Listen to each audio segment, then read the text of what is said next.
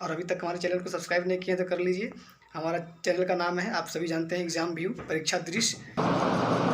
चलिए शुरू करते हैं। मैथमेटिक्स के टर्म में सबसे पहला चैप्टर मेरा आता है नंबर सिस्टम, इसको हम लोग कहते हैं संख्या पद्धति। ठीक है, नंबर सिस्टम संख्या पद्धति सबसे पहला चैप्टर मेरा आता है मैथमेटिक्स के टर्म में, जो कि एग्जामिनेशन के व्यू से हम लोग जानते हैं। और इसमें हम बताए थे कि थोड़ा सा बेसिक हम लोग जानेंगे। बेसिक क्या, इन द सेंस जो भी मतलब निचले क्लास में हम लोग पढ़ते हैं उसी चीज़ को तत्काल हम लोग देख लेते हैं, और उसके बाद इसमें जिस प्रकार से क्वेश्चन एग्जाम में पूछा जाता है उस पर डिस्कस करेंगे। पहले हम लोग थोड़ा सा छोटा चीज़ जान लेते हैं, जैसे प्राकृत संख्या। प्राकृत संख्या क्या होता है, तो हम लोग सभी जानते हैं गिनती की सभी संख्या को हम लोग प्राकृत संख्या कहते हैं। ठीक है, एग्जाम्पल में जैसे 1 से शुरू करते हैं हम लोग तो आगे तक चला जाता है 1 2 3 4 5 ऐसे ही। ठीक है, इसको हम लोग क्या कहते हैं, प्राकृत संख्या। दूसरा आता है पूर्ण संख्या। तो आप देखेंगे कि पूर्ण संख्या कोई अलग संख्या नहीं होता है, बस फ़र्क इतना है कि प्राकृत संख्या के पहले अगर हम शून्य लगाते हैं तो हमारा ये पूर्ण संख्या कहलाता है। तो शून्य सहित सभी प्राकृत संख्या पूर्ण संख्या कहलाता है। यानी कि 0 सिर्फ आगे अगर लगा देते हैं प्राकृत संख्या में तो हमारा वो क्या हो जाता है, पूर्ण संख्या हो जाता है। यानी कि इसका मतलब हो गया कि सभी प्राकृत संख्या पूर्ण संख्या हो सकता है। समझ में आ गया। धनात्मक पूर्णांक, दूसरा कहेंगे शून्य पूर्णांक, और तीसरा कहेंगे ऋणात्मक पूर्णांक। तो धनात्मक पूर्णांक, शून्य पूर्णांक और ऋणात्मक पूर्णांक। ठीक है, प्राकृत संख्या और पूर्ण संख्या दोनों संख्या आ गया किसमें, पूर्णांक में, और उसके साथ आ गया ऋणात्मक पूर्णांक, यानी कि जो माइनस वाला टर्म होता है वो भी हमारा आ गया पूर्णांक में। यानी पूर्णांक 3 प्रकार का हो गया, एक धनात्मक, एक ऋणात्मक और एक शून्य पूर्णांक। यानी हम लोग कह सकते हैं कि पूर्णांक में प्राकृत भी और पूर्ण भी आ गया। ठीक है, चलिए अब देखेंगे हम लोग परिमेय संख्या। परिमेय संख्या क्या होता है, तो परिमेय संख्या होता है सभी पूर्णांक परिमेय होता है। क्या होता है, सभी पूर्णांक परिमेय होता है, जिसे हम p/q के रूप में लिख सकते हैं, लेकिन कभी भी q जो है वो 0 के बराबर नहीं होना चाहिए। यानी कि q सिर्फ 0 के बराबर नहीं होगा, और हम उसको कैसे लिख सकते हैं, p और q के रूप में लिख सकते हैं। मतलब p/q के रूप में लिखेंगे, लेकिन q कभी 0 नहीं होगा, और जो भी नंबर है सभी क्या होगा, वो पूर्णांक होगा। यानी आप कह सकते हैं कि वो सभी नंबर जो पूर्णांक है वो हमेशा परिमेय होगा, जो पूर्णांक है वो परिमेय होगा। ठीक है, q कभी 0 नहीं होगा, लेकिन जितना भी पूर्णांक होगा वो सारा क्या होगा, परिमेय होगा। जितना पूर्णांक है सब परिमेय होगा। तो अब आप चलिए एक बार फिर से देख लेते हैं। हम लोग क्या देखें कि सभी प्राकृत पूर्ण है, और सभी पूर्ण पूर्णांक है, और सभी पूर्णांक क्या है, परिमेय है। समझ गए, क्योंकि हम लोग प्राकृत में देख लिए थे 1 से शुरू हुआ था, पूर्ण में 0 से शुरू हुआ था, पूर्णांक में माइनस, प्लस और 0 तीनों को लिए थे, और वो सारे नंबर मिलने के बाद आता है हमारा परिमेय संख्या, जिसमें कि हम कहते हैं कि p और b दोनों पूर्णांक नंबर होता है, लेकिन q कभी 0 नहीं होता है। यानी कहने का मतलब वो सभी नंबर, जितना भी नंबर है वो सभी नंबर हमारा परिमेय कहला जाएगा, जो इतना पूर्ण होगा, लेकिन कभी भी नीचे 0 नहीं होगा। यानी कहने का मतलब अगर इसको एग्जाम्पल में देखें तो हम अगर कहते हैं कि 0/2 लिखते हैं, ठीक है, 0 मतलब 0/2 लिखते हैं, इसको हम लोग क्या कहेंगे, इसको क्या बोलेंगे बताइए, इसको बोलेंगे हम लोग परिमेय।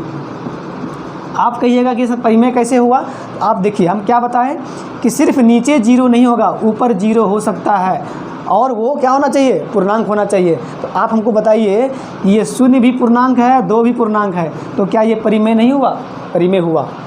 अब दूसरी चीज़, अगर हम देखते हैं कि -2 और डिवाइड बाय -5, आप ये देख सकते हैं कि ये भी ऋणात्मक पूर्णांक, ये भी ऋणात्मक पूर्णांक, माइनस अगर कट जाता है तो ये धनात्मक रूप में आ गया, और ऐसे भी ये परिमेय हो गया।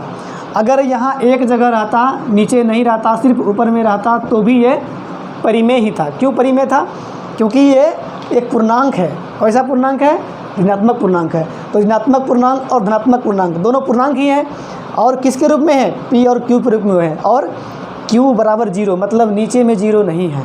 इसको हम लोग क्या कह सकते हैं, परिमेय कह सकते हैं। चलिए आपको एक बार फिर से रिवाइज़ कर देते हैं इस नंबर में, ठीक है। एक बार फिर से देखेंगे, एक चैन के रूप में बनाए हैं जिसको आप कभी नहीं भूल पाएंगे, ठीक है। ऐसा चैन जिसका कंसेप्ट भी क्लियर हो जाएगा और आप कभी भूल भी नहीं पाएंगे, ठीक है। चलिए देखते हैं क्या कहा गया, बताइए तो। यानी कि सभी प्राकृत पूर्ण संख्या है और फिर सभी पूर्ण संख्या पूर्णांक संख्या है। देख लीजिए, सभी प्राकृत पूर्ण संख्या है, सभी पूर्णांक संख्या है और सभी पूर्णांक परिमेय संख्या है। सभी पूर्णांक क्या है, परिमेय संख्या है, ठीक है। और फिर सभी परिमेय क्या है, भिन्न संख्या है। यहाँ देख लीजिए, सभी प्राकृत पूर्ण है, सभी पूर्ण पूर्णांक है, सभी पूर्णांक परिमेय है और सभी परिमेय क्या है, भिन्न है। यानी एक ही चयन में हम लोग सभी संख्या को देख लिए। एक बार फिर से देख लीजिए आप लोग कि सभी प्राकृत पूर्ण है, सभी पूर्ण पूर्णांक है, सभी पूर्णांक परिमेय है, सभी परिमेय भिन्न है, ठीक है। प्राकृत पूर्ण हो गया, सभी पूर्ण पूर्णांक हो गया, सभी पूर्णांक परिमेय हो गया और सभी परिमेय भिन्न हो गया, ठीक है। इसमें किसी को कोई डाउट अगर नहीं तो पीछे जो संख्या बताए उसको आप एक बार रिवाइज कर लीजिए, ठीक है। एग्जाम्पल 0/5, आप बताइए क्या हो सकता है, ये परिमेय या अपरिमेय। और 5/0 ये क्या हो सकता है। तो चलिए देखते हैं। अभी जस्ट बताए थे हम लोग कि सभी पूर्णांक परिमेय होता है। तो आप हमको बताइए फर्स्ट वाले टर्म में आपको क्या दिख रहा है। फर्स्ट वाले टर्म में दिख रहा है कि ये हमारा पूर्णांक है और हमारा ये भी क्या है, पूर्णांक है। जब दोनों पूर्णांक है ये तो हमेशा क्या हो जाएगा, ये परिमेय हो जाएगा। कोई दिक्कत नहीं। अब चलिए नीचे दिया हुआ है आपका 5/0। तो आप कहेंगे ये भी तो नंबर है जो कि पूर्णांक है, लेकिन ये परिमेय नहीं है। कैसे नहीं है, तो हम एक कंडीशन बताए थे कि पूर्णांक हो, ये दोनों बात को हम लोग मानते हैं, लेकिन नीचे में कभी भी 0 नहीं हो सकता, ये बात आप लोग जानते हैं। और इस कंडीशन में हम लोग कह सकते हैं कि ये क्या है, परिमेय नहीं है। क्या है ये, परिमेय नहीं है। तो क्या है, परिमेय नहीं है। तो ये इसकी जो आंसर का जो वैल्यू होगा क्या होगा, इसको हम लोग लिख सकते हैं अपरिभाषित। क्या लिखेंगे, अपरिभाषित।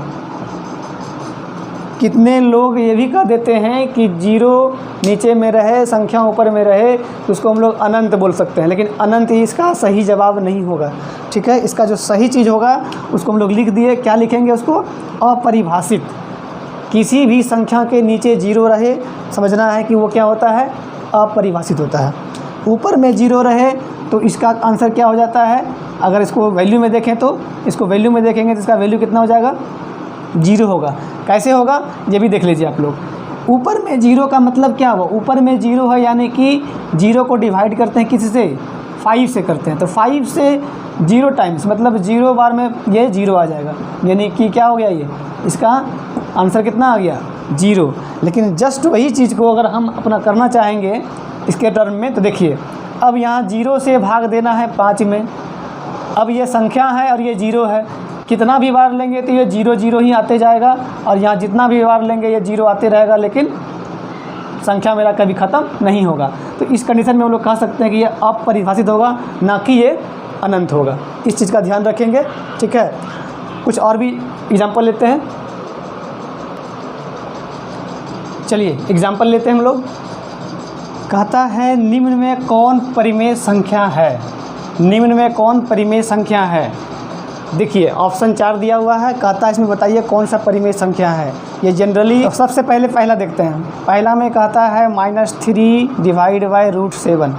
आप कह सकते हैं कि ये हमारा पूर्णांक है, बहुत अच्छा।